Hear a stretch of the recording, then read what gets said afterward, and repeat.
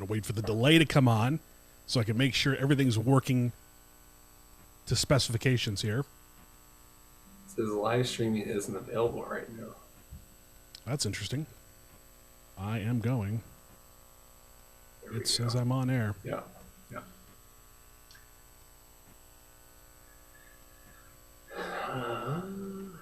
There we go. We're up and we're running. Are we live? We are live.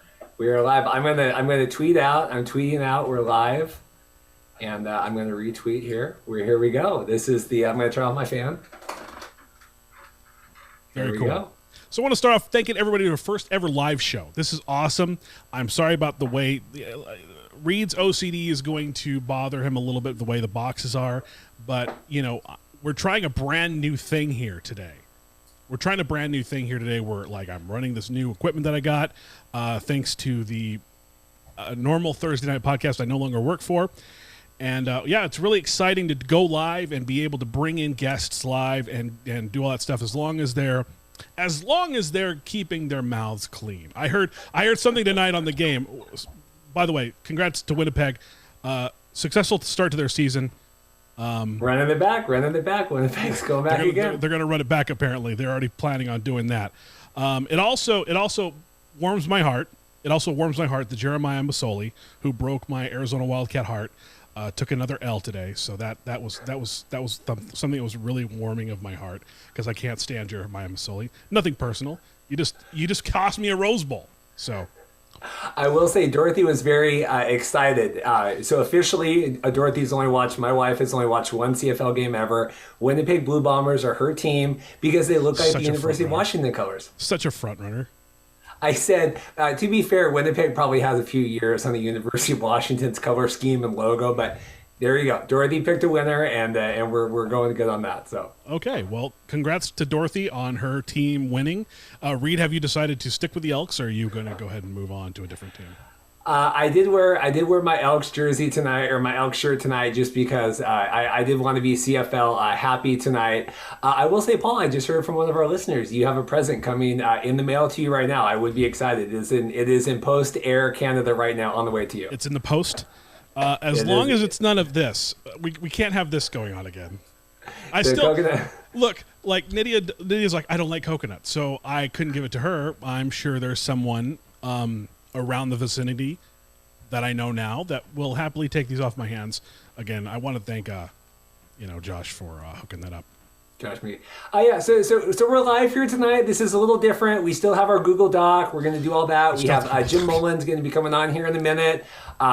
We had Pat Steinberg was going to come on from CFL. He obviously had to write and everything tonight. So Jim got off a call with the Japanese consulate earlier, and now Jim is making himself available to us. So we'll thank Jim for coming on. But please, everyone, I just retweeted the link on my Twitter. If anyone is watching this, if you could retweet that link out and try to get that going. We're really just trying to roll, obviously, with the CFL stuff coming into the season, but it's on my Twitter right now. And Mark, if Mark Perry's in the chat, if you could maybe add that to the XFL News Hub Facebook page. But we really appreciate trying to get some support tonight for the show. That would be great. And speaking of Jim Mullin, this is why I'm wearing my pinstripes tonight, because my Yankees beat his Mariners. So I'm gonna rub that in a little bit. And our Mariners, Dorothy and I went to 2 games last week. Oh, that's right. Sorry, Reed.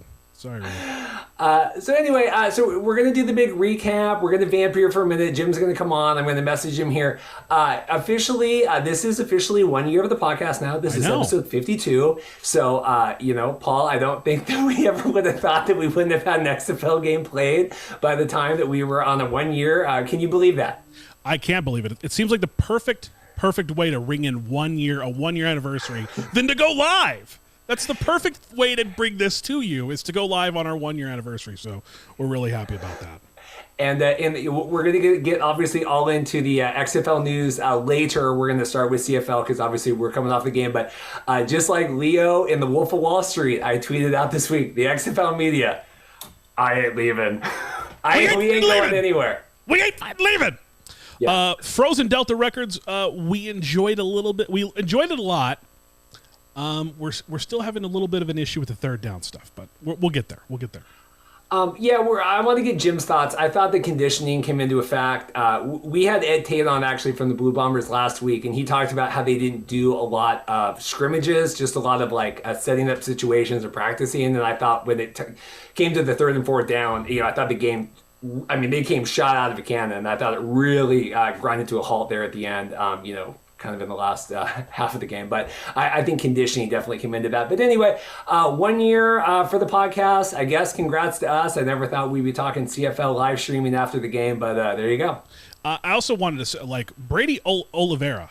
That's how you pronounce his name. Brady Oliveira. Okay. What a baller tonight. Yeah. 126 yards on 22 carries, averaged almost 6 yards a carry. That's incredible. He had one catch for 21 yards. Of course, the big star of the game, I think, is Kenny Lawler. Almost had a trifecta with the touchdowns, or the hat trick, whatever you want to call it. Really good game from everybody when it came to Winnipeg, and they definitely covered the spread for you single game bettors that are going to save Canadian football. There you go. If you took Winnipeg -5, you're into money. That's the way it works. You don't have to bet out the two other games. You're already into money. Congrats. I did do my first ever fantasy today for the CFL. It was very stressful for me. I don't do fantasy at all. So to do any sort of fantasy, especially CFL fantasy, very stressful. But I just sent Jim a message. We're going to see what's going on here. I did a poll this week as we're waiting for Jim Mullin to come on, President of Football Canada, about the CFL game.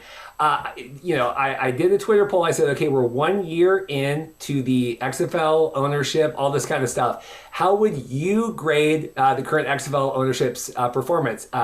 Paul, we had with 2.2%, people graded it an A. B was 23.9%, and then C and D were 37% apiece. So needless to say, I think we're going to be getting a lot more CFL. The XFL fans do not seem to be too happy right now. And I do see we have a wonderful guest joining us. We do have a wonderful guest joining us, Jim Mullin, joining the show right now. Welcome to our first live Markcast, Jim. Well, thanks for having me. I understand that I'm a stand-in for a previous guest, and that's fine. I like being the Tony Randall of guests.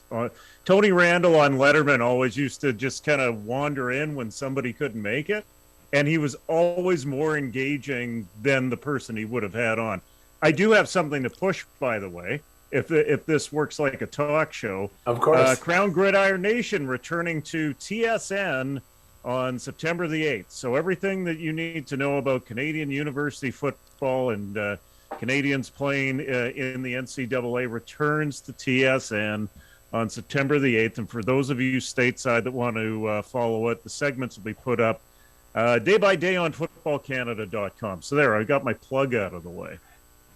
There you go. That's good. So here's my plug. Did you see the game tonight? Also, what was going on in? Yeah. Enough of that. Just making sure. The best team money can buy. It must be nice to have owners who are willing to spend money to go after a wild card. I have no idea what that's about. Oh, wow. After a wild card. A lot of World Series teams win after making the wild card. And if the Astros hadn't cheated us out in 2017, we would have been a wild card team that would have made the World Series in 2017. But it's okay. Who was the team that the Astros cheated the most against in the regular season and finished 2.5 games out of a wild card? The Seattle Mariners. Yep. That's a travesty. Okay. So, Jim, we're going to thank you, Jim, for joining us. No backup at all. Paul had to work the last time you were on. I'm glad. We've already pre-booked you for future events as well that will be yet to be announced. Thanks again. I see Jenna's in the chat. Brian, Max is in the chat. We're going to hit the chat up later. Jim, I want to talk about the game tonight. What about them Cowboys? What do you think? How was it?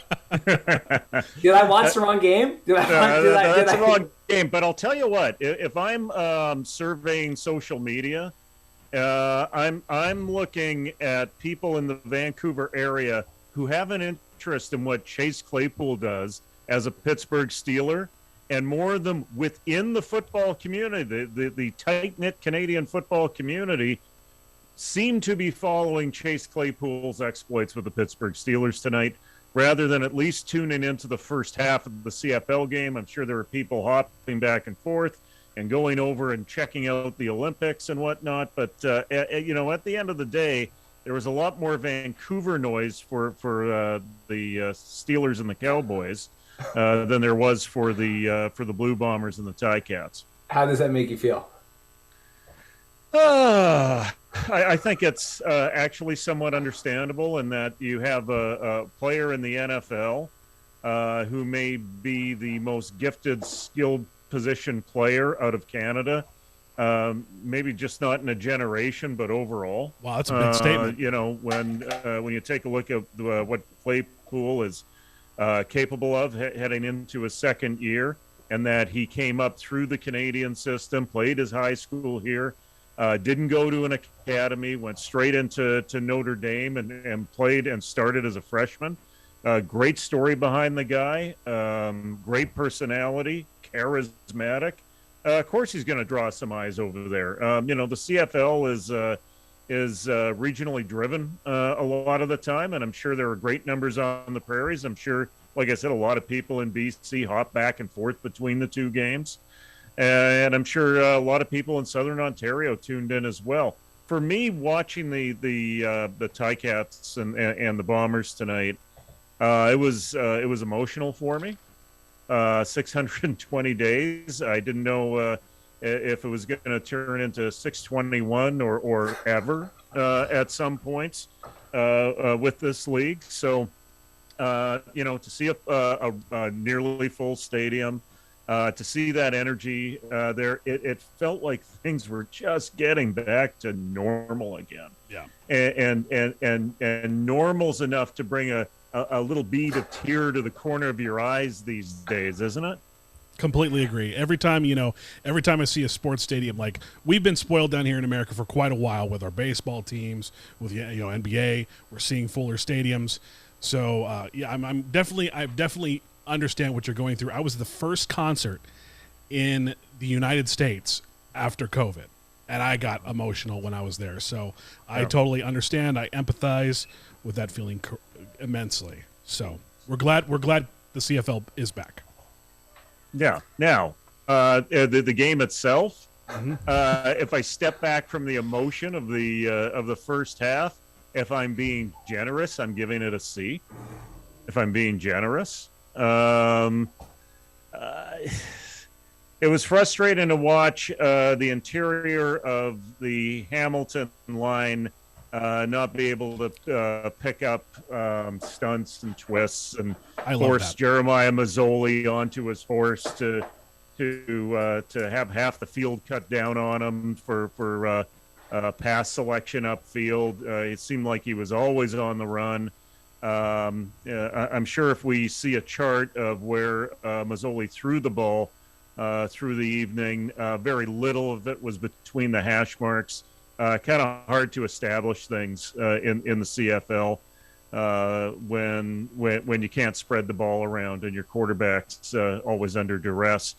On the other side, for the Winnipeg Blue Bombers, a solid defensive effort. First of all, solid on special teams. Brady Oliveira and the offensive line in front of him was the story. Wow, right? Oliveira is a guy that I met back in 2017 down at North Dakota when we were doing our show. There were 5 Canadians in that North Dakota program. He was behind a guy by the name of John Santiago, who, Reed, you might know, was on the Seattle Dragons roster. Yes, absolutely. Yeah, didn't pile up a ton of stats. I think he only had 1 reception for 7 yards. But he was a 3-time All-American at his level. Had a couple of stops in the CFL, currently playing in Europe. But, he was 1-2 with a 3-time All-American. He was 1A. He was in that rotation. And he was 2-time Big Sky. This is a guy that I knew coming into this game could produce, especially with an offensive line that has their act together. Oliveira, once the Bombers took the lead, was able to control the ball and control the clock. What a great game from him. He averaged like 5.7 yards a carry. We were talking about him earlier. Lawler had 2 touchdown receptions. Solid game all around for Those two at least. But again, I completely agree. The first time either team got in the red zone was like 5 minutes left in the game or 6 minutes left in the game, something ridiculous like that. And it was just like, wow, this is really slow going, and this is rust. I think it was you could chalk it all up to rust right now. Well, it seemed like it really seemed like everyone got shot out of the cannon, right? It seemed like that first quarter, we had Ed Tate on last week, and he was talking about how the Blue Bombers were doing a bunch of scenarios in practice, but not really, doing inter squad games or anything. And I told Dad, I go, people always say, you have to play games to get in game shape. And it's like, we know this, but we're still going to just, practice. And it seemed like that second half of the game, it did seem like they really slowed down. And it seemed like the rust then piled up there a little bit at the end. One thing that I was pleasantly surprised about was Zach Collaros tonight. You want to break through rust, and you want to break through not having 2 exhibition games to get you into the regular season. Probably the best way around that is having a quarterback that plays sandlot for you, because that's what he did on a number of occasions tonight. He moved around, he danced out of the pocket, he reset, he bought himself some time, and was literally directing some of his receivers around to make that turn at the garbage can to make catches. And if he tries this stuff in week 13, in terms of throwing against the grain and tight roping sidelines with passes, it's not going to end well for him. But on a night like tonight, where you need to be inventive and you need to think on your feet and you need to create plays, this was a good night for Zach Collaros. Who had a bad night? Brandon Banks. What's going on with him? Well, sometimes he gets in his head. He gets in his own head. And I do believe that the broadcast crew pointed out that after he took that 15-yard penalty, probably unjustly so for unsportsmanlike conduct, it was reported at the field level he couldn't stop talking, and he was unfocused. Now, that being said, I think it gets back to the pressure that the Hamilton quarterback Jeremiah Mazzoli was under throughout the course of the evening. Really hard to set up to your receivers and follow your game plan when you're constantly being disrupted like that. But no, Brandon Banks lost his focus, lost his composure, and didn't really seem very interested in getting it back through the course of tonight. I'm so glad Mazzoli had a long night. That warms my heart from 2009. Mark's in the chat. Mark says he thinks that Banks has hurt ribs. I was seeing if we had any update on that injury after the game. So no, I haven't seen any update on that. It is possible that he was playing hurt. That's one of those things that you're just going to have to get a report on. Luckily, now that we're in the gambling era in the CFL, we'll actually get real reports on injuries. So that's a departure from years past, isn't it? Well, yeah, and the interesting thing, but it's still, right, day before is when they're going to release the final game rosters, right? It's still, you're doing the injuries day to day, but it's still this, cat and mouse, okay, we're effing around. It still just seems like the coaches are trying to get their way, right? Yeah, as they would say in the Great White North, a little bit of stick handling there, a little bit of ragging the puck. I heard some definite different quotes from the commentators, like a newcomer. They kept saying newcomer instead of rookie. I was like, is that the same thing, or is that a newcomer to the team? I kept hearing them say newcomer. It kind of covers both things. Okay. If you got a newcomer to the Canadian Football League, it might mean that he's been a non-roster player with an NFL team for 2 years. Or he played in the XFL or the IFL or an arena league team at some point before finding his way to the CFL. It mostly applies to import players, non-Canadians. So rookie, they will apply that language-wise to Canadians who have just been drafted. I'll tell you, if Nathan Rourke steps in for the BC Lions, if Michael Riley and his shoulder can't play, he will be referred to as a rookie. And against Saskatchewan when the Lions play Saskatchewan. And I don't necessarily envy Nathan Rourke, but that kid's as tough as nails. He might be able to pull it off. So moving on to the other games, big weekend in CFL, coming back after 620 days. We had a question in the chat. Ryan asked, which other matchup are you looking forward to most this weekend? Well, I am interested in the BC-Saskatchewan game.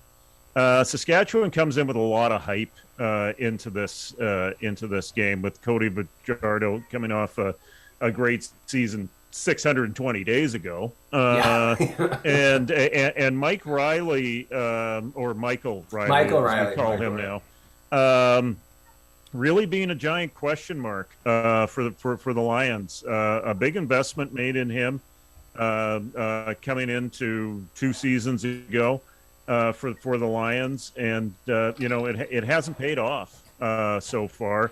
And to know that he still has those shoulder problems, well, it reminds me a little bit of the course and journey that one of the Lions' all-time great quarterbacks went through, Travis Lulay, who was on again, off again with shoulder injuries. This seems like a repeat of that at the quarterback position. So, my eyes are focused on that quarterback position with the Lions, because, it could make the difference between them being a 500 team or them winning 2 or 3 games this year. And that's not to take anything away from Nathan Rourke, who won the Cornish Trophy twice as the top Canadian in the NCAA, and was on all-star teams in the MAC for 3 years and broke several records at Ohio as a quarterback.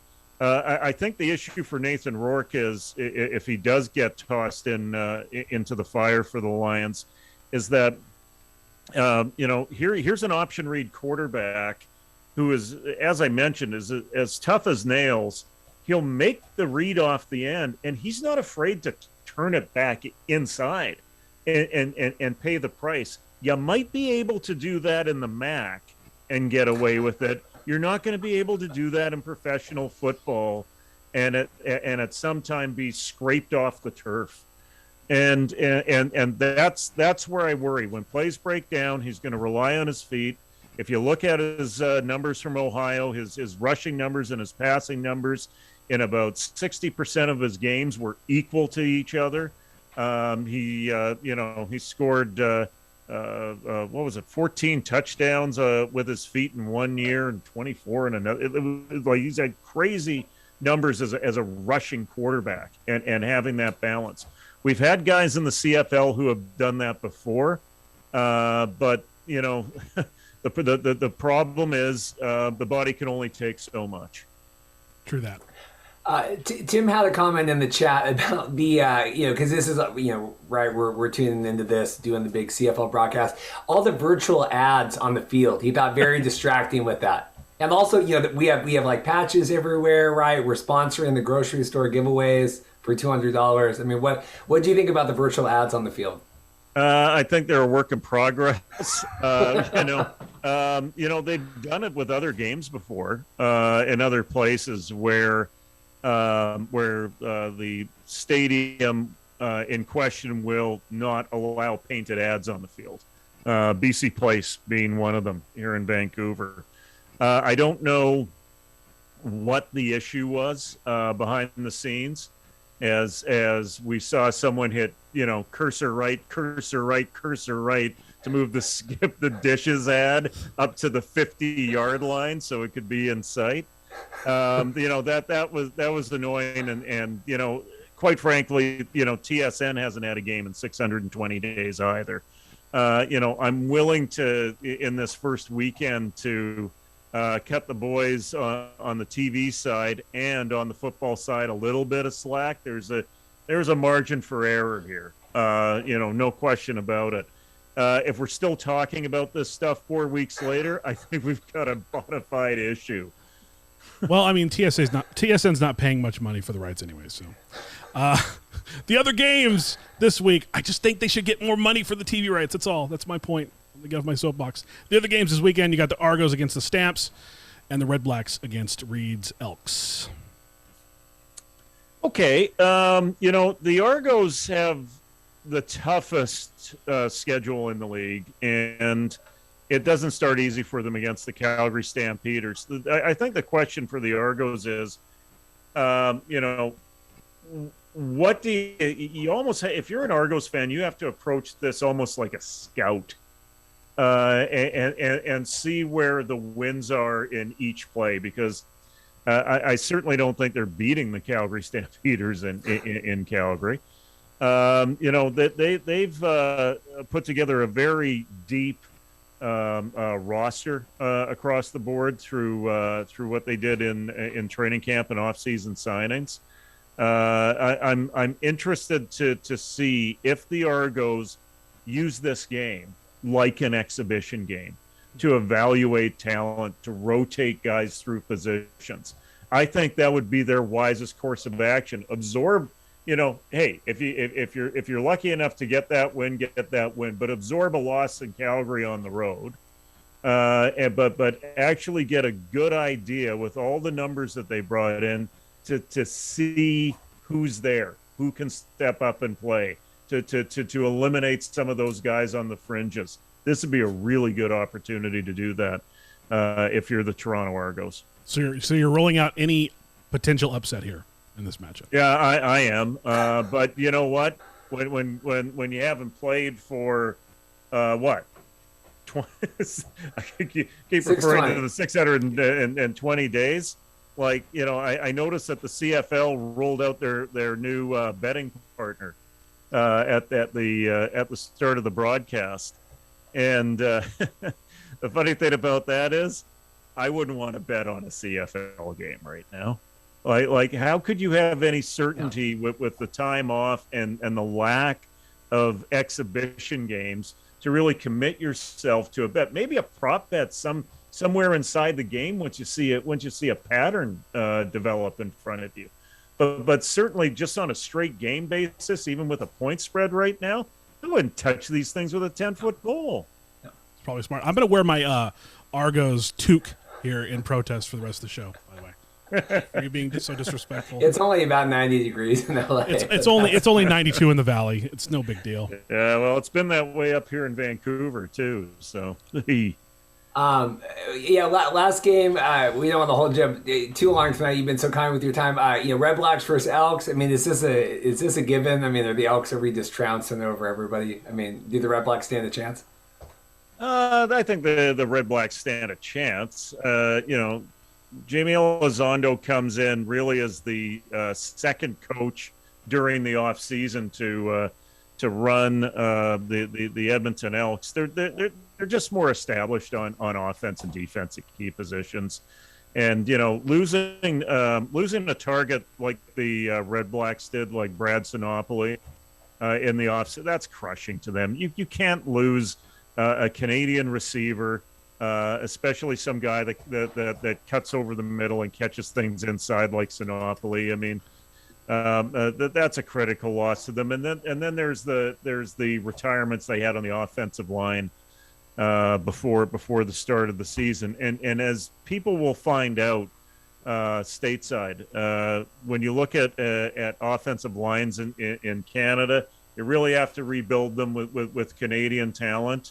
And the frontline guys are very good. Once you start getting into depth, you got a lot of projects there. I mean, there's talk about Ottawa even, starting three imports on the offensive line, which is unheard of in this league. So I think there's still a lot of shuffling going on in Ottawa. And once again, I think you've got another project.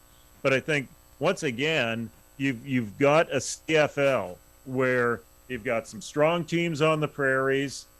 BC is anyone's guess, and you got one team that might pull away a bit in the East, and you got a dog's breakfast with the other three. We've become accustomed to that now in these cycles, with the exception of a few years, probably for the last 30 years. The East has always dragged their heels in this league, and it looks like they're primed to do it again. That's unfortunate.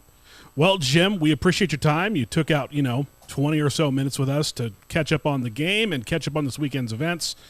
So we're going to go ahead and let you go. We appreciate your time, though. You have a question? I have one question before we go. Jim, Sorry. I want to know what's on the itinerary October 16th when we come up and see you. Do we have some fun activities on the itinerary? Well, you know what? It is football weekend in Canada, the 15th, 16th, and 17th. I will be in Vancouver on that day on the 16th. It's likely I might be busier than a one-armed wallpaper hanger, but I will have time for you guys. I appreciate that.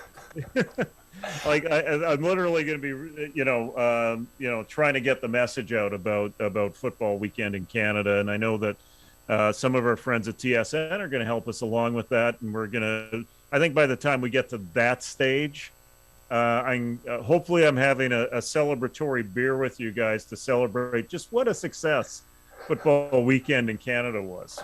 I just don't want too big of a float, like for the parade that we're on. I mean, just I want to keep it manageable for when we we don't need that much fanfare. So that's all I'm saying. You know what? I can organize a one-car parade. I have that ability and I have that talent. So, by the way.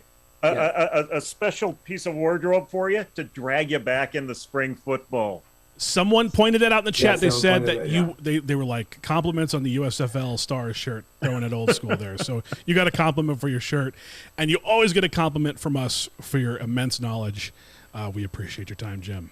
Anytime. If you guys want to do one of these post-game things again, let me know after the first guy turns you down. I will let you know, not the morning of. Jim Mullin, thanks again for your time. Thank you. Again, thanks to Jim Mullin, great guest, always on the A game there. So we appreciate him coming on and dropping some knowledge, some insight, letting us know a little bit more about this game that we're still learning, but. I don't care that it's also 85 degrees. It's now 86 degrees. I checked in the valley. I'm still wearing this toque for the rest of the show. Yes, and so again, if you guys enjoyed this stuff, like and subscribe, retweet the episode tonight. We're going to try to do this again. I do think we're going to be doing a live show next week as well. We don't know the timing yet, but I'm going to be out of town, and I think that the live aspect will be a little bit easier next week as well. So we'll let you guys know about the time, but we're going to go through the show now. So please keep chatting, keep doing everything. We'll pop on there and we'll answer your questions here in a little bit. But we'll kind of go into the show here. Paul, how's everything going on the 2 box with the graphics? It's where we're going. There we go. It just dropped off, just barely. There we go. That's okay. So I have the notes tonight. I have the Google Doc going with everything going on here. A couple notes we miss out on last week, and they came out right after we aired. Unfortunate, passing of the Alouettes co-owner Sid Spiegel. He passed away. He and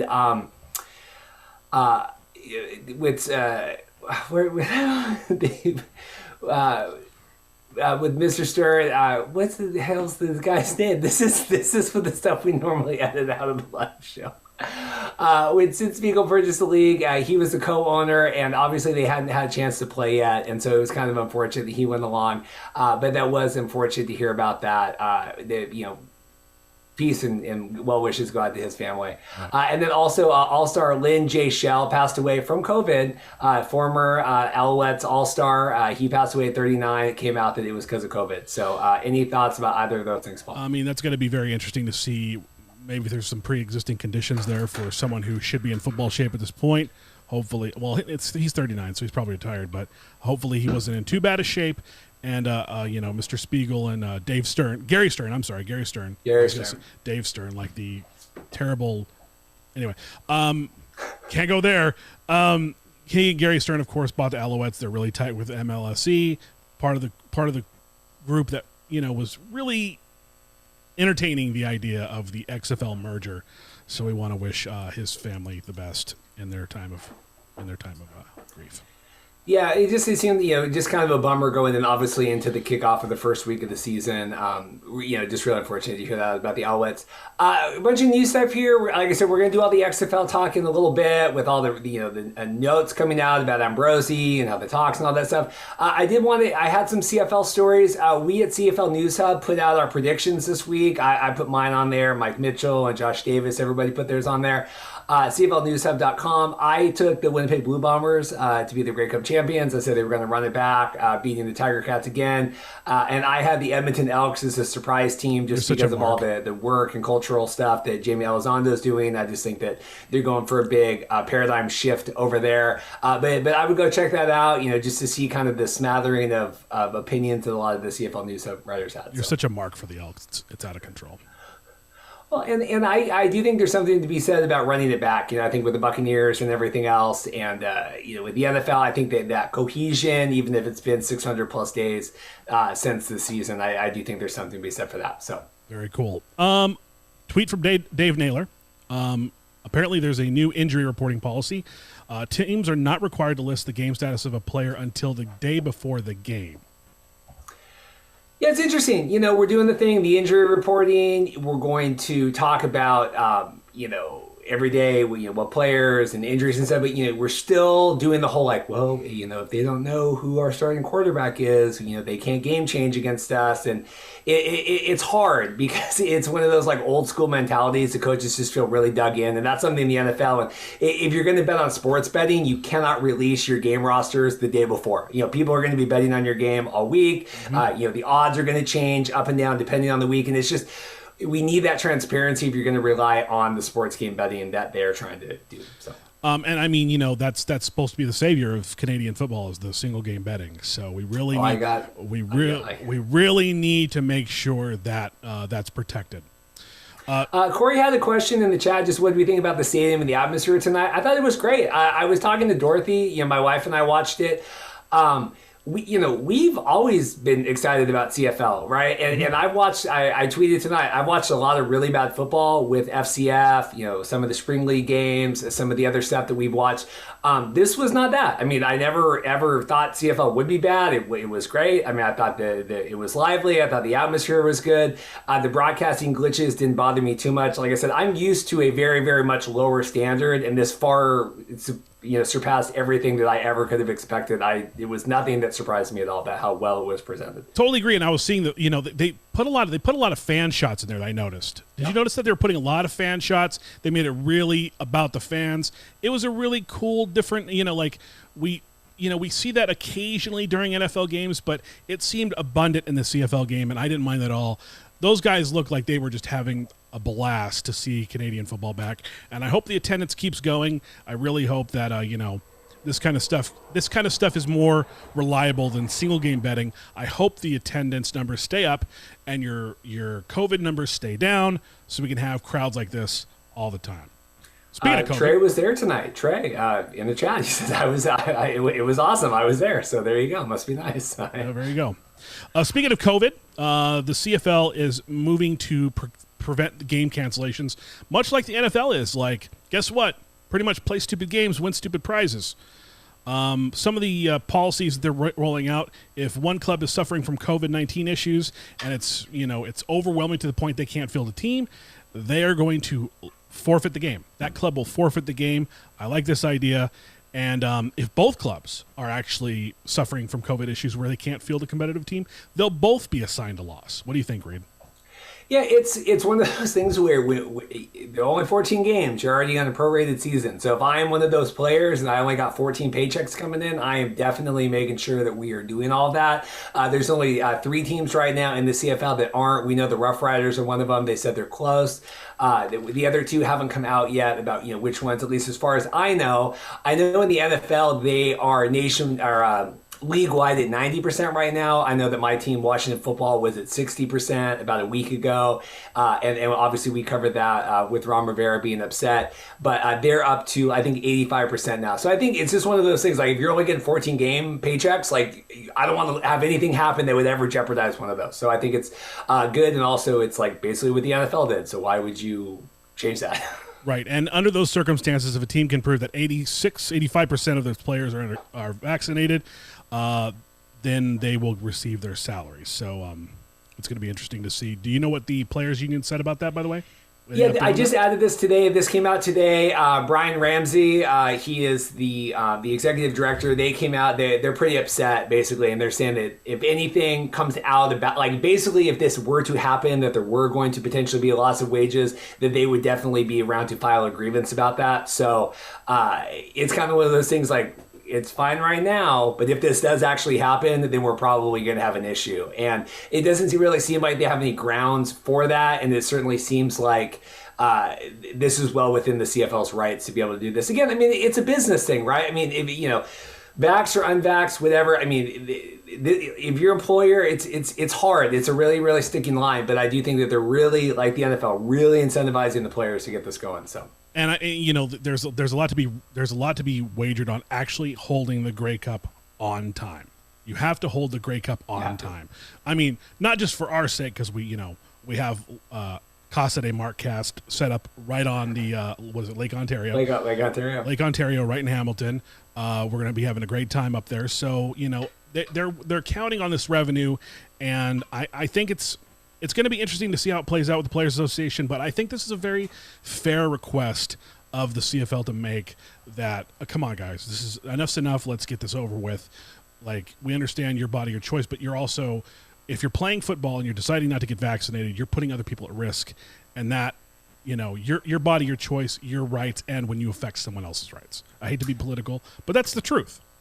Speaking of, I was just interested in that. I had the Hall of Fame game on, Steelers Cowboys before the CFL kickoff, and they had no masks at all, right? Where I guess it's one of those, like, because they were interviewing Mike McCarthy and he had no mask, and I thought, well, maybe he's can show he's vaccinated, whatever. But obviously the CFL game, the coaches and staff on the sidelines also had masks going. I just thought that was interesting that the NFL, I think, is like, if you're vaxxed, like, you're good. We're going to, interview people and still social distance, but, no masks and people running out and stuff. So Farhan Lalji tweeted Friday, good news on the front in COVID when it comes to the CFL. Since their last update 2 weeks ago, there have been 0 positive results from their extensive testing. Very cool.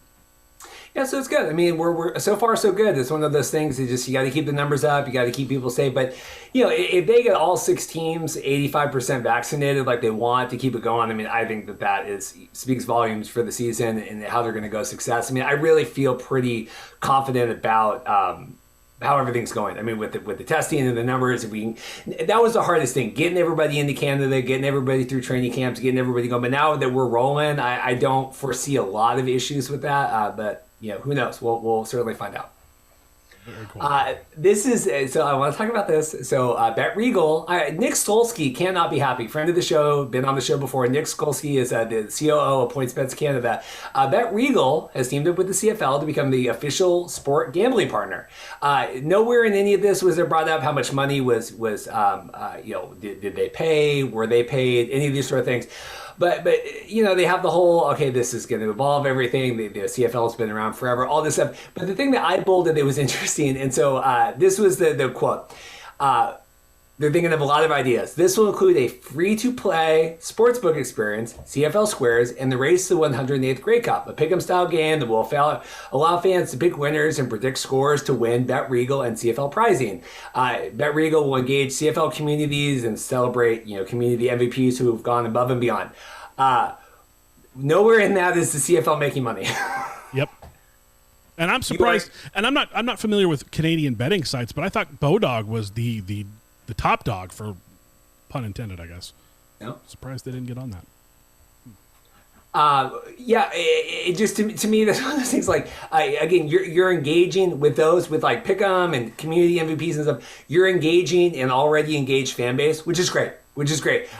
Sports betting needs to go outside of that and to attract new people, and like things like that doesn't do that at all. Ryan H in the chat, I did notice XFL influences tonight with the sideline broadcast, talking to the players, with the audio and all that stuff. Spring League has done that. That's one of those things where, like the Sky Cam, like the reviews, XFL did it, other people are going to take it. I didn't want to tweet that out and have people say, the CFL's been doing that for 18 years, so I didn't say anything about that, but I did notice the XFL doing that.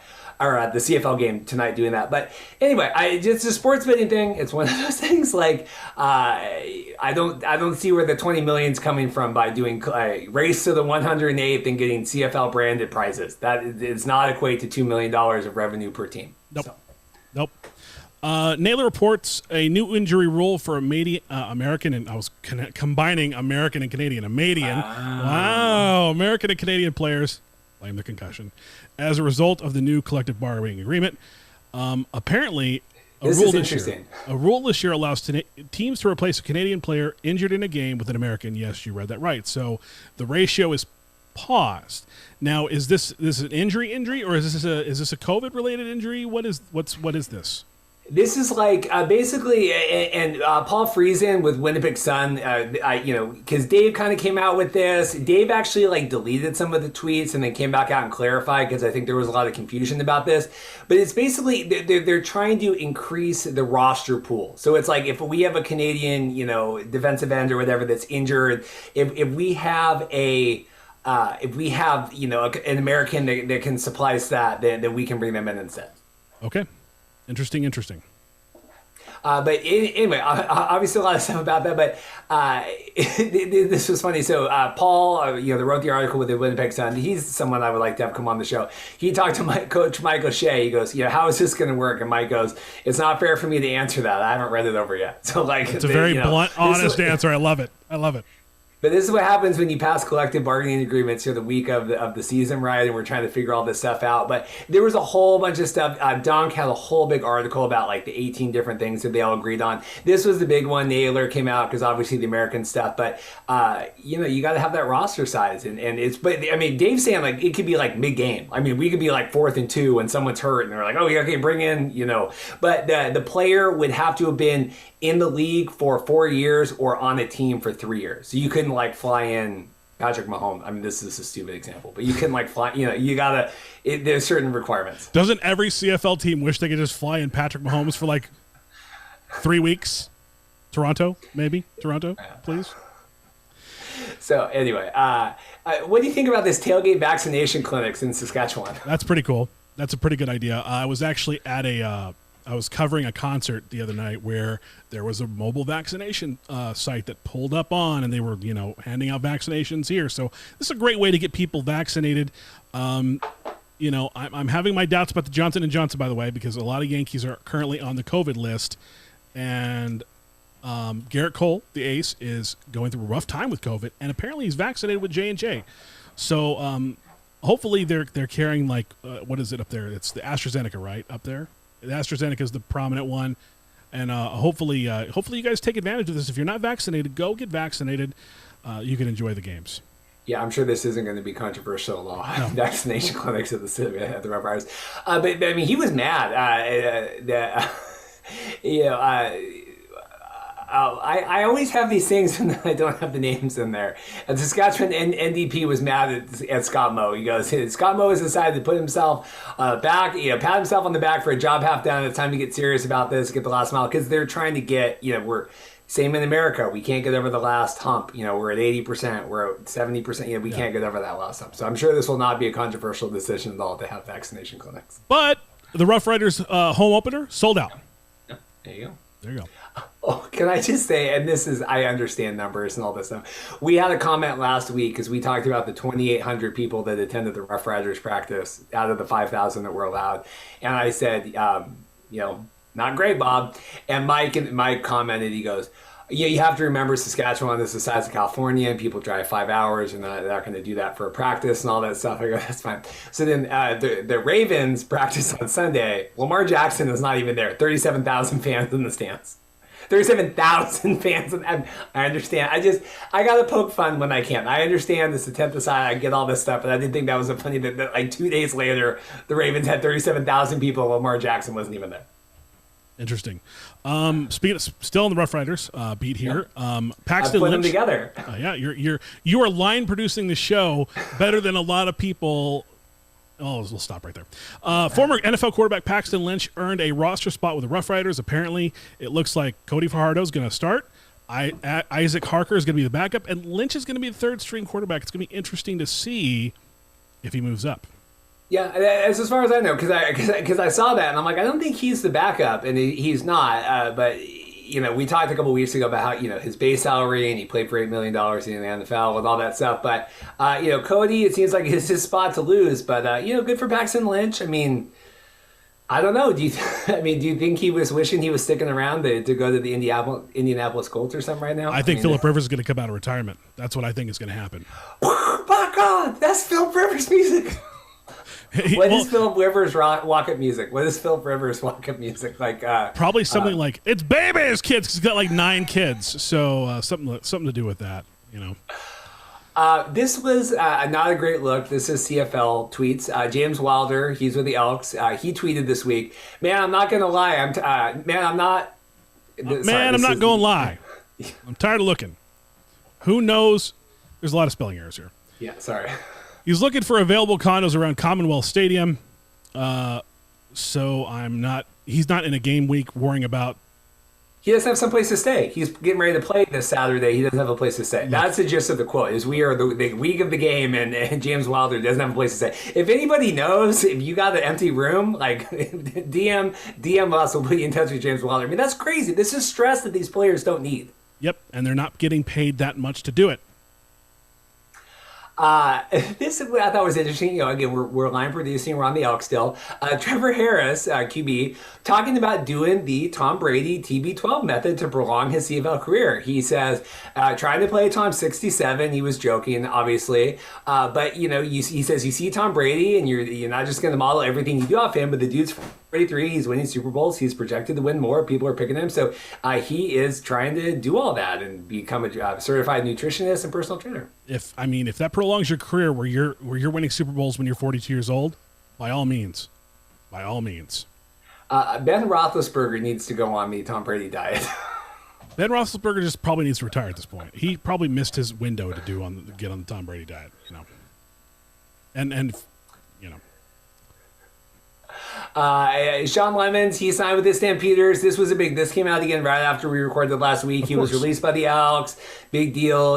Dave Campbell was freaking out about that. But he was signed with the Stampeders. So, the tagline from 3 Down was back on the horse again. So there you go. There was a lot of, what's going on with that? He's been in the league 9 years, but he's going to be coming on. He thought he was at, Elks general manager Brock Sunderland felt that Lemon was outplayed by the younger players. And Jamie Elizondo cleaning house. If you showed up and you weren't ready to go, Jamie was a, cultural fit. So another bit of news here. My Argos have named pass rusher Charleston Hughes team captain for the first time in his 13-year career. Congrats to Charleston Hughes for being named captain. Ryan Dinwiddie, the head coach. See, I can pronounce his name right, Reed. He was one of the top guys picked. He comes to a new ball club, and he's taken on a leadership role and owned it. Those guys voted him team captain for a reason.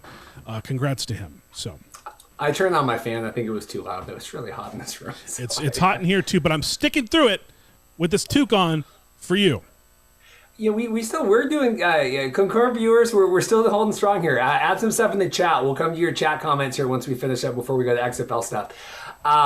This was exciting for me today, and this definitely led my fantasy pick'em league. I'm in with CFL News Hub, McLeod Bethel-Thompson, formerly of the Spring League. I know he was in the CFL and all that before. He is going to be starting for the Argos. Nick Arbuckle is dressing, but he's going to be on the sidelines.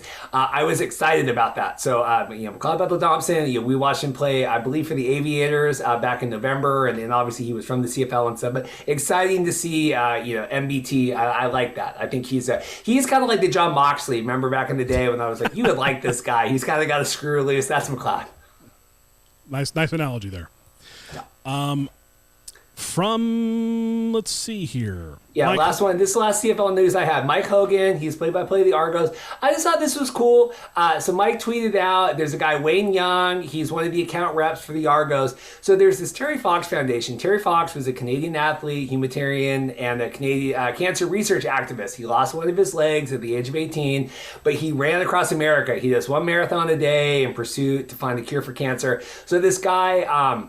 Wayne Young, one of the account reps for the Argos, is he's taking part in this year and trying to raise money. He's trying to raise $20,000. He's at like $7,000 right now. This just came out a couple days ago, but I just thought that was great. Again, the one thing I do really like about the CFL is like the community base of that, right? Where Mike has a voice, one of the account reps. I mean, you get that in the NFL, but it does just feel like you really can spread your message a little bit easier with some of these CFL stuff. I really like that feeling.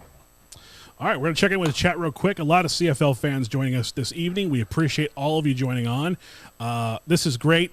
Who you got Friday night, Reed? Saskatchewan, Saskabush, or BC? Is that a thing? I think Saskatchewan. I feel bad, friend of the show, Jim Mullin, but I do think Saskatchewan's running through. I don't hear a lot of great things coming out of BC right now, except Michael Riley and his soreness in his groin. That's not great though. That's not really great though if you think about it. That's a very bad thing. Yes, that's good. We got Argo Fluffy in the chat. Evan's in here. Evan, he was talking today. I said you better be in the show tonight, so he's coming on. No breaks. Joshua TV. I know Mark's in here. Anyone have any questions about anything? We got XFL stuff coming up, so I hope our viewership doesn't plummet now. But there is XFL news. So anyway, Frozen Records says thanks for reading, Paul. He's probably like, I'm done. I don't want any XFL stuff. So. Damn that XFL stuff. Well, you might want to listen. You might want to stick around. You might want to stick around for this one. Yeah, I was going to say this at the beginning of the show, and Jim came on so fast. It has gotten so toxic now. Yeah. Like, when I post episodes, like I posted one this week, and they're like, if it even has XFL in it, like, we don't want it here. And I'm like, but we cover all the leagues. Like, we cover USFL and Fan Control Football and Spring League, and it's like, wait, we don't care. I'm like, I can't help you with that. I can't help you if these leagues, like, we cover all the leagues. We cover all the leagues. We just did an hour on CFL. We cover all the leagues. Like, this is not, it's not the XFL show. The whole episode was called, does the XFL have a PR problem? Because they do, because we are being critical of them, because we are not happy with what's going on. Yes, the CFL is better than TSL. That is clear. Yeah, Mark. Yeah. Yeah, Mark. Yeah. I was trying to think of what's Mark's tagline. Like, yeah, buddy. Wait a second. Why did my chat get disconnected? Oh, it did? Yeah. Did I mess something up? Maybe my thing died up. I'll refresh here. My soundboard doesn't work. That's right. Oh well. That's a bummer. I lost the chat, so maybe we can let me pull it up on here. Why don't you vamp for just a second, Paul, while I pull up the chat on here? I'm vamping now. Let me just say this then. I mean, Randy Ambrosi has not closed the door. There we go. Kev says XFL baby. Jenna says XFL Renegades. Here we go. I got the chat book up. I think it's because we're both like on the thing, and I think it got confused. So as long as I'm using P. Alberto Sanchez to comment to people, so it shouldn't be affecting it. I'm fine. Anyway, so here's the big news came out this week. Friend of the show, Dan Ralph, came out. Ambrosi is not closing the door on resumption of XFL partnership talks. Paul, I think you were having a busy day when all this came out. You were working really long. I didn't want to bother you. What do you think about this? I think it's only a matter of time. Before people start getting upset again about the potential of this XFL CFL merger talk or partnership or whatever. It's only a matter of time where it's upsetting people again. And, there's going to be some that are going to completely deny this is the thing. There's going to be people that are calling for Randy Ambrosi's head more than they already are now. We didn't think this was a dead deal when it was like, a lot of people just assume that, it was the CFL said no. It was the CFL that said no. And it wasn't necessarily the case. Mike Mitchell came on and gave a brilliant dissection of what was going on. I think it lasted like 45 minutes. He broke it down completely, that this was more of like a mutual breakup. And it's not even a breakup. It's just like you know what? I might call you at 3 a.m. and ask you if you're up. I might do that. A couple comments here. Mark goes, yes, I brought up FCF versus CFL during the game. Yes, I did that. That was the funny thing, too. I said CFL greater than FCF, and friend of the show Seth goes, that you can't equate the two. They're not even the same product. And then I pulled up the tweet where FCF, the Twitter account, had said XFL plus CFL is less than FCF. Yeah, so if they want to compare them, I'm going to compare them. Dude, if FCF is going to compare it. Patrick and Sohab and whatever his name is, they think the FCF's superior to the NFL right now. They're that delusional. They're that myopic, and I'm going to call them out for it. Your brand stinks. I mean, it's August. Aren't we supposed to get back to playing games, Patrick? What's wrong? Did the stocks that you were selling to people not come through? I mean, I'm asking, Patrick. I'm asking. Here's the thing. With these talks, I think they're coming back at the end of the season, right? I think we're getting through this. We're getting through the season. I think they're coming back. Anyway, the quote was, we both decided and agreed we go back to our respective businesses and focus on our leagues for right now. We haven't set any plans to reconnect. But because the relationship was positive, the doors was left open for the possibility that we talk again down the road. But today and for the foreseeable future, it's all CFL all the time. I think they just had to get to this Grey Cup this year. So. Yep. 1701, Patrick asks, after seeing a CFL game, how do you see a XFL CFL 2-game championship happening?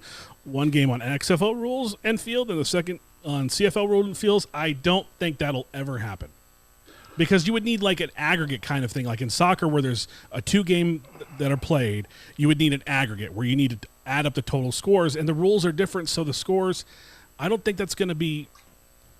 Remember when we talked about this? How Patrick. Back in the day they did the NFL versus CFL, and they did the NFL the first half and the CFL the second half. They did these already. This already happened in the 50s. It's not that different of a game. I mean, I had just as much fun watching this tonight as I have watched. I mean, more fun than watching a lot of these different spring leagues, because it's real football, and it's real athletes, and it's real competition, and I mean the athleticism behind it is astounding, and I like the openness of it more. I think FCF felt too cramped. I'm not an arena guy anyway. It just feels too claustrophobic to me. I think the large scale is great, and I think the longer field and the being able to run it only speaks to how much more talented these athletes have to be able to do. I mean, it's even harder than it would be in the XFL or the NFL. Kev New 360 is marking out for the FCF. Despite changing the rules from minute to minute, he still thinks it's great. No, Kev is a friend. Kev's a friend of the show. XFL Mexico expansion, Evan. Yes, that is what they have talked about. I think that's a slam dunk. It's the Toronto thing that really scares me about that. So, I think that was the other thing we got about that. Okay. So here we go. This is our we told you so. Warning! We're going to the XFL news. Josh Johnson signed with the Jets. Suck it a rush. Okay. Patriots signed Justin Hickman, a college scout, and Josh Hinch, a pro scout, who were under Mark Trestman in Tampa Bay for the Vipers.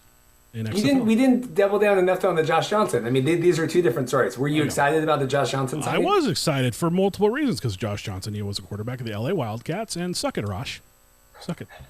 Yeah, I thought that was cool too. XFL Vipers, a couple, scouts going on that. Cam Phillips signed with the Argos. He was released from the Ticats. It was like everyone was immediately sad, and then he got signed back again. So that was exciting. Good for Cam Phillips. He is a smaller athlete. He doesn't play special teams. It's very difficult for him to get in somewhere, because especially if you're going to take the spot as an American in the CFL and not play special teams, I don't think that's going to happen. It's really hard. It's true. You included this in here. I don't know if you're including this because Cleveland, because the New York Gordians, there's apparently shout out Mark. There's apparently, it says that there's a roller derby team and a men's rugby team that are fighting the Cleveland Guardians for the trademark. Interesting. Yeah, so this came out, Cleveland Guardians, right? And I've been reading a lot of law Twitter accounts this week. Dan Lust and Josh Gerben. Josh covers all the XFL trademark stuff with the NFL.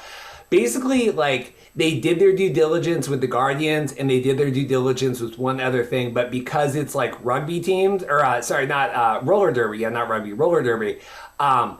They kind of just thought it would go away. And so they actually looked into this, and there's a history of this with other football clubs, like soccer clubs, basically taking the names of female roller derby groups.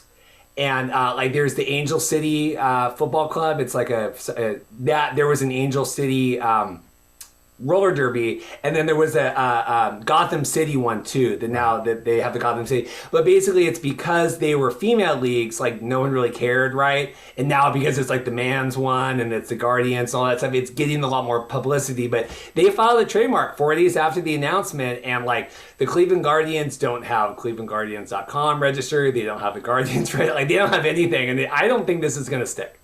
Really, you don't think it's going to stick? I don't. Interesting. I want to hear the chat. Are we sad if the New York Guardians have to change their name? Because I'm telling you, I said last week on the show, Bob Dylan says the times they are changing, and I think that a lot of this XFL stuff is going to be shaken up. So Max was saying too that like the Renegades trademark is probably going to get settled too. Remember there was like that minor league baseball team that they were arguing about that. So I mean, times are changing. I don't know if all 8 of these teams are coming back the same way. So. It's going to be interesting. Someone did ask a CFL question that I think slid on the radar here real quick. Did we notice the 20-second time clock? Fast-paced. It was fast-paced, but there was a lot of like slowing down of the game at certain points. Like it felt like the first quarter and third quarter went, and then the second quarter and fourth quarter picked up. I don't know why that was. I drink enough and tweet enough watching football games. I felt like now the phone. I mean, I that's how great and everything I thought it was. Like you could have felt like a football game. It didn't feel any different. And I mean that good and bad. Like, but it didn't feel remarkably like demonstrably different. Like, oh, it's a 20. Like the XFL with the running play clock felt a little faster, especially when you were there, because it was just like this frantic pace. Like we gotta go. Like, and the players weren't ready, and they were, all the communication and the headsets and everything. But no, it felt like I'm on my phone. Okay, the plays. Okay, I mean, it didn't feel that crezy different to me. So. Evan Charbonneau says XFL should look to Oakland or San Diego. I've been saying this about San Diego since the XFL went up. I thought that they should move the LA team down there because it's hard enough to get people to go to the LA Rams or LA Chargers games as it is already, and with Vegas 4 hours away, where the real football fans are going to be. So, what do you think? Do you like this quote? Do you like this quote from Hodge? He was on JJ Adams' show. I want to get JJ on the podcast. JJ has a show. The fact that the Argos can't get, this is related to the XFL because of obviously the XFL, Argos, all that stuff. The fact that the Argos can't get 25,000 people to consistently show up at BMO Field is a complete and utter failure. It reflects terribly on the leadership of that organization. John Hodge dropping hammers. I completely agree with Hodge here. Does MLSE want the Argos to succeed, or do they have their eyes on bigger prizes? That's the question you need to keep asking when we talk about this. I will say... I want to hear this in the chat too. We talked earlier about them showing a lot of crowd shots tonight. And my takeaway of that is I think they want to get a lot of crowd shots tonight because maybe in week 10 or whatever, you don't have that overwhelming, full to the rafters every time. That was kind of my takeaway was that. I was like, let's really show. It's like in WWE, like we got like WrestleMania sold out, but then if it's like the house show, it's like, we're just going to show this one corner of the arena because we don't want to like show, that there's like we're missing seats. So correct. Your Facebook friend Rod Peterson, Reed. Yeah. Spoiler alert. Rod Peterson sent me friend requests last getting night. pretty serious, but the bromance is getting pretty serious between Reed and Rod here. Getting pretty serious. This is funny. So Rod went and saw. He has this like weekly blog. 10 weekend things or whatever. He went and saw, Jungle Cruise, like #1 movie in the world, Rock and Emily Blunt. They say it's like Indiana Jones and all this stuff. Rod goes, by the way, I can see why the CFL wouldn't want to partner with a loser like The Rock. Sarcasm off. I mean, Rod is, and this was even before the stuff came out about Ambrosi this week. Yeah, and guess what? Didn't Jungle Cruise win the box office this week? It had to have. I can't imagine anything to beat it. God, what a loser that Rock guy is, right? Cruise box office. There you go. Austin emerging as a possible relocation for the spot for the Bills amid the stadium negotiations. I just thought this was interesting. I saw this was interesting football news. Also, Jungle Cruise has made $61.8 million, and that's during a pandemic when people aren't going to the movie theaters. What a loser that Rock guy is, man. Yeah, terrible. Suck it, Rush. The club is proposing $1 billion stadium in Orchard Park. I assume that's in Buffalo. That is funded by the taxpayers. Buffalo, you got to keep the Bills. Well, I just thought this was interesting because if the Bills, if they relocate to Austin, like that's crazy. That is. Can Texas, I mean, we always say, like, Texas can't support 3 XFL teams. I mean, I don't think Texas, maybe, can they support 3 NFL teams? I think they can.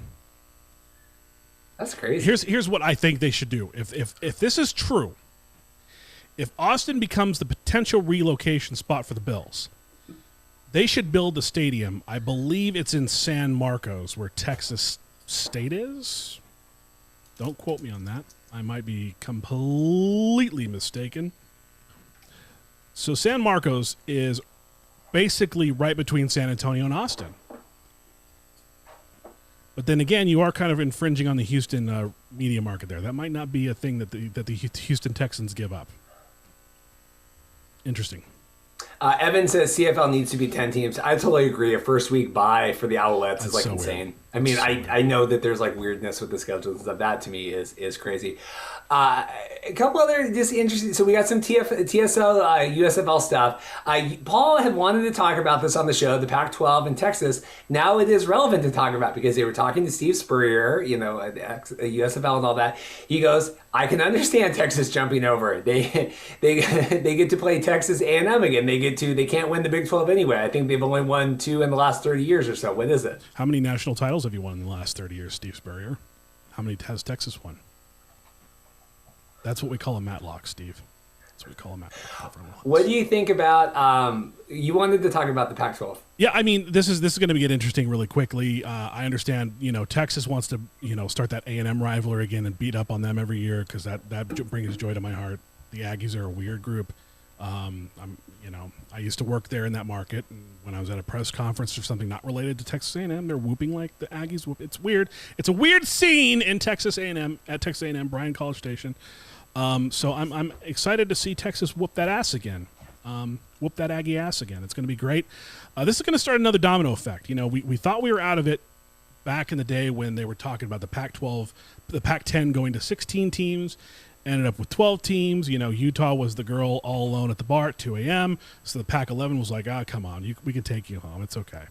And Utah basically got in because we needed a 12th team. But now Texas and Oklahoma go into the SEC. I think the Big 12 is done. It's over. It's a wrap. It's going to be interesting to see if Texas Tech heads our way toward the Pac. They're talking about the Pac-12 and the Big 10 plus 6 potentially merging to save the Rose Bowl contract. I still don't think that's a good idea. That's too many teams in one conference. It's 28 teams in one conference? That's insane. So it's going to be interesting to see how this all shakes out in terms of, conference realignment. Basketball is also going to be affected somewhat because, Reed is a proud Gonzaga Bulldog. Basketball is going to be affected somewhat to see where BYU goes. If BYU goes to a major conference or stays in the conference with Reed there, it's going to be interesting to see. So a lot of things are going to happen with this going on. I'm glad that UT Austin is going to beat up on the Aggies again. Ryan H. said he thought that some of those crowd shots were to highlight the younger fans in attendance tonight. Yeah, I mean, they got some young fans, I mean, just because, no, that's good. I mean, the CFL, no one says that the CFL doesn't have young fans. They just don't have enough young fans. Joseph had a question. He goes, Reed and Paul, what do you think of the chances of a TV contract that pays substantially can be attained by the XFL or the USFL or a combined CFL-XFL entity? Mark said tonight, like, the web traffic for the sites was, like, off the charts with CFL and XFL. I mean, I can't imagine the XFL not getting